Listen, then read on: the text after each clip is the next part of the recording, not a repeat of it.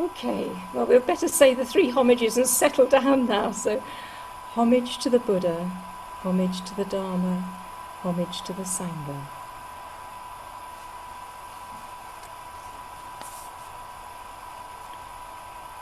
So I was reflecting on somebody's question that they sent in, which I think I'll just read to you all because I'm going to respond to that.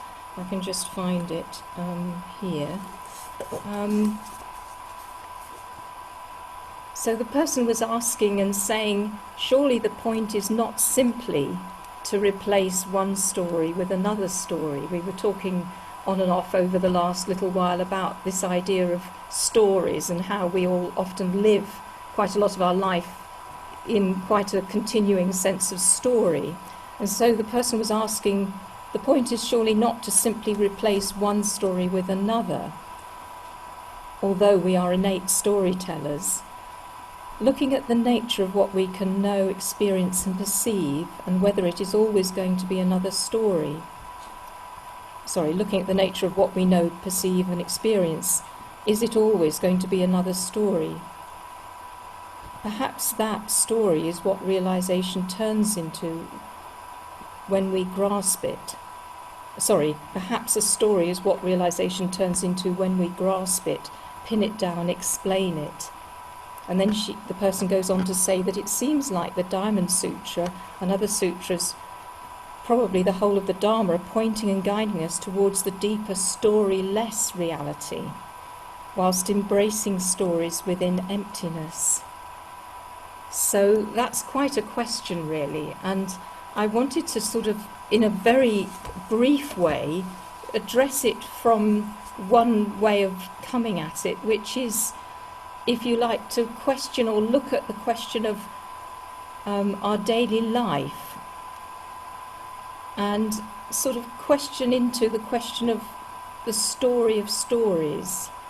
Because I've noticed myself there are many different versions of experience of life which seem to, in many ways, feel like little micro stories or macro sort of stories, little enactments, activities, and even longer spans of experience of the body-mind, which we go sort of back and forth between and we visit and revisit in our memory.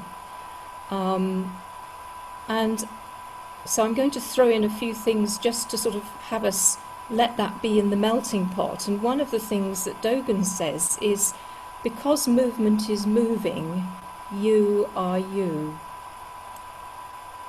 Because movement is moving, you are you.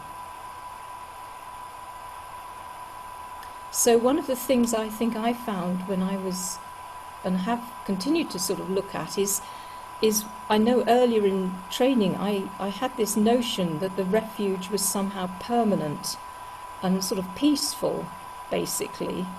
But the problem with that is that we're then always resisting, in some way or another, life, because we're thinking, I want to get back to the permanent peaceful place, which is still and unmoving and, okay, and sort of basically where I would like to be, or where I feel I would like to be. But of course that really depends on the fact that one is resisting, if you like, the movement of life, the continuing activity, and thinking, oh, let me get out of here, I want to go to somewhere that's less, less of a hassle, basically.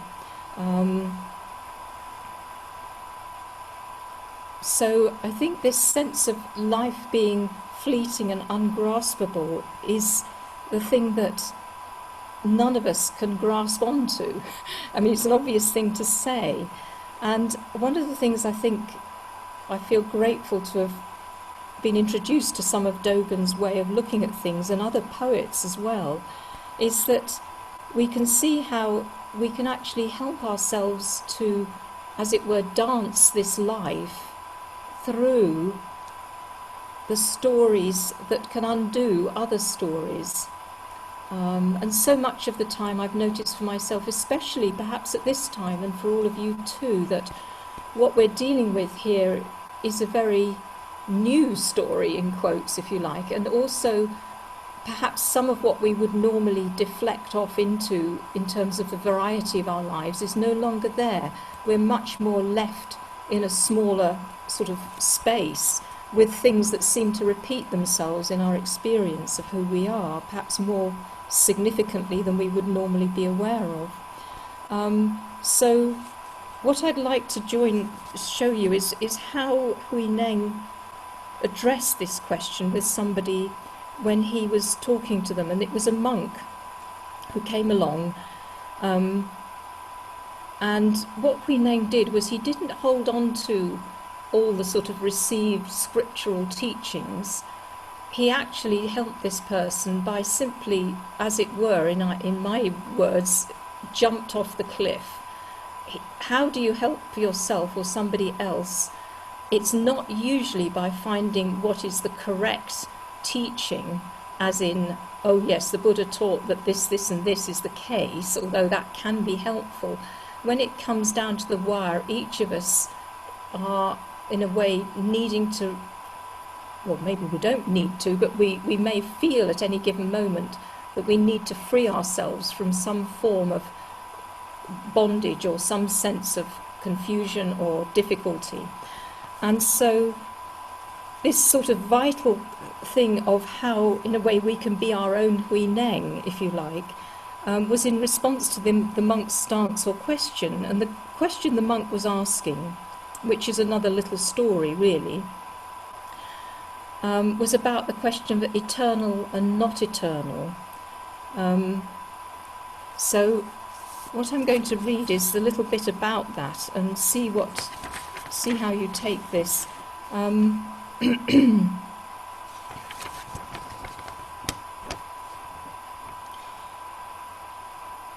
So the monk could not understand the meaning of the terms, in quotes, eternal and not eternal in the Parinirvana scripture.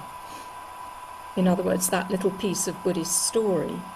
So Hui Neng said, which is very not what you would say normally in polite conversation in Buddhist circles. You wouldn't say what is not eternal is the Buddha nature, but he did. So we tend to think the Buddha nature has to be that which is eternal.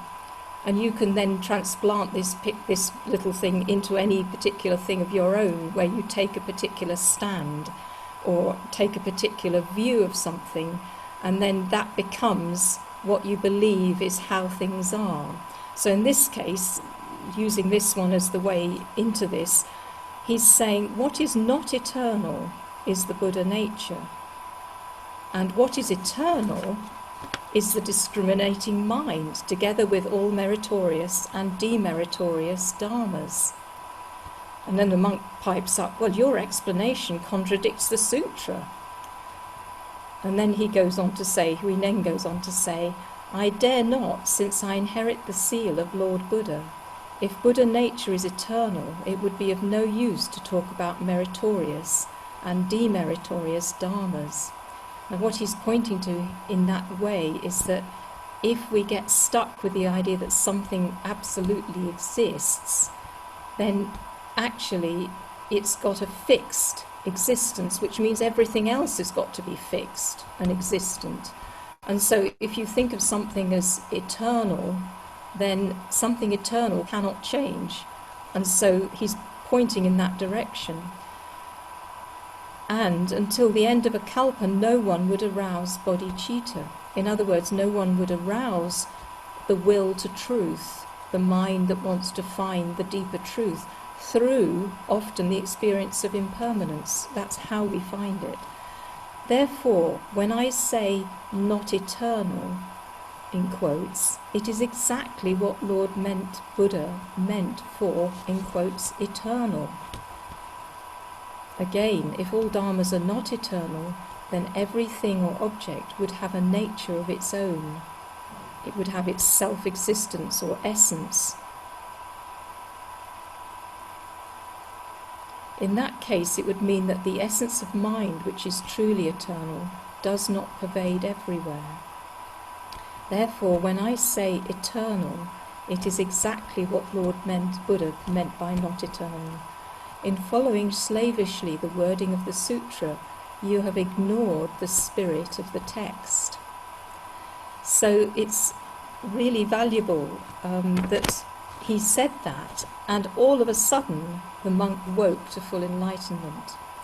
Now it's quite possible that Hui Neng could have said the exact opposite for the person if that was what they needed to be able to unwedge them from their state of hanging on to or believing a certain thing, in quotes, thing. So I think it's very instructive for all of us, because what we're doing, or what Hui Neng is pointing to, is all of us get pitched between, often regularly, and certainly in a monastery I find that, with all the interactions and the sort of little semi-stories that start to build up and repeat themselves over days, months, weeks, years, that we tend to pitch ourselves between one opposite and another opposite. And what Hui Neng is trying to help people to do is to see that you're in this cleft stick, stuck between a rock and a hard place, because if you take one side of the belief and go with that, you're not free, and if you get the other side of the thing, then you're not free that way either. And what he's also, in a sense, or what we are all experiencing then, is we think we can outwit it and sort of, oh well, let's have a bit of this and a bit of that and put the two together and mix them in the pot, and maybe that's the answer. But the trouble is, that's not the answer, because when we try to do that, we're back up in our heads trying to make it work, or trying to find a sort of mushy middle way, which isn't at all the answer.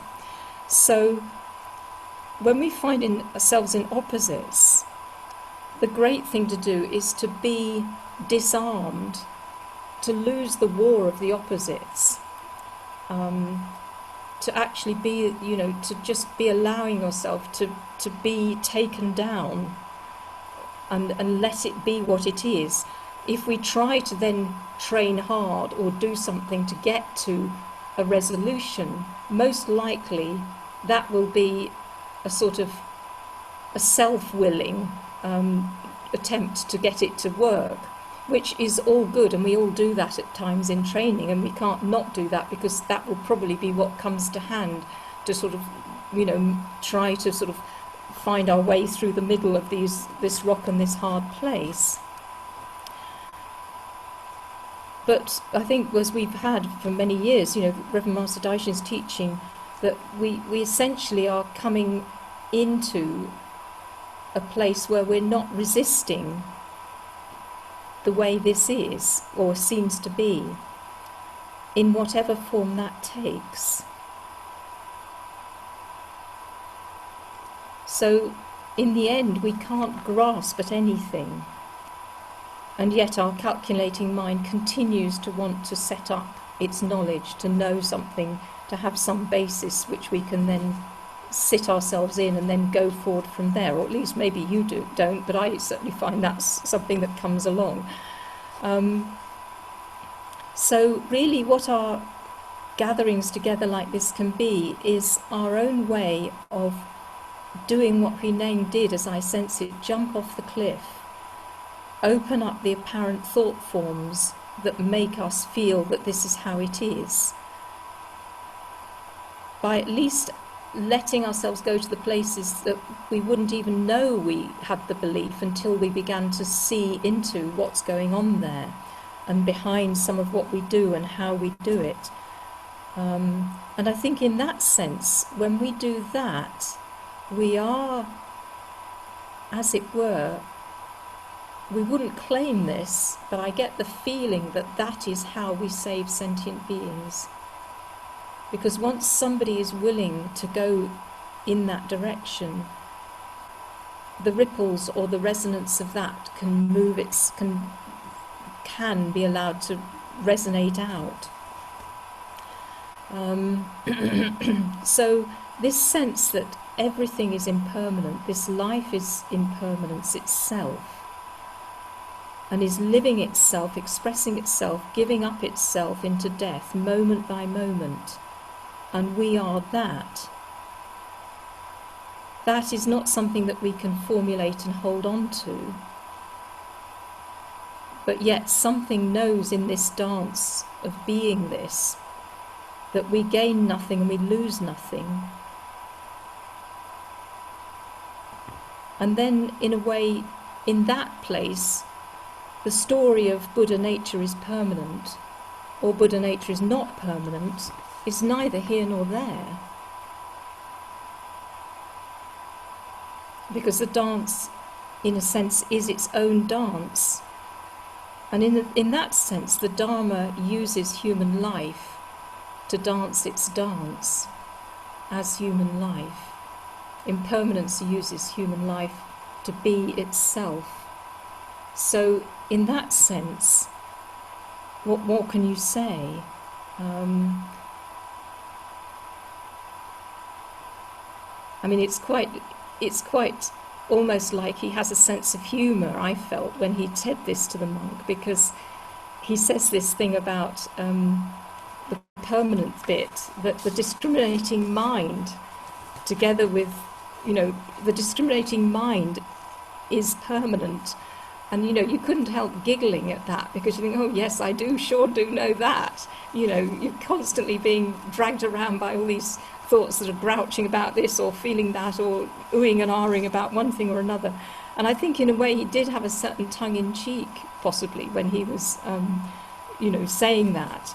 And in a way, that's all part of the story. And I think the thing I came across recently, which I rather enjoyed, which is a little less highbrow to finish on, was this person I've seen who's a conductor, actually, and his name is Benjamin Zander, who some of you may have come across, who are musical, and he has some YouTube videos of masterclasses. And one of the talks he gives on these classes, he gives talks to CEOs and people in companies, and one of the little stories he uses is he gives the story of these prime ministers talking together in a room, and somebody comes in after about 20 minutes in a very distraught state, and the prime minister just looks to this chap and says, "Oh, John, do remember rule number 6.